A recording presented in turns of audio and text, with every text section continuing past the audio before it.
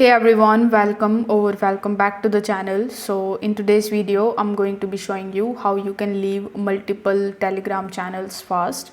So first of all, you need to launch your Telegram application in your mobile. Once you are over here on the home page, you need to tap on the three lines in the top left hand corner of the screen. Over here you need to go to the settings of your device. In your settings you need to see the devices option, so you need to tap on devices.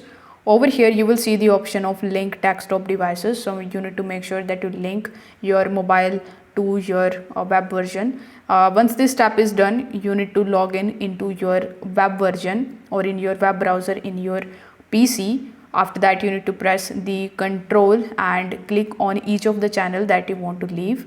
Then you need to right click and hit the leave channel option. Basically, with the help of the web version in your PC, you will be able to leave all of the channels at once.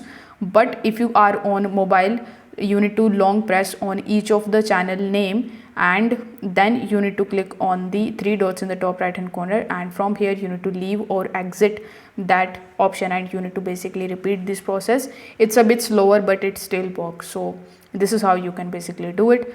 If this video helped you out, make sure that you like this video and subscribe to the channel. Thanks for watching.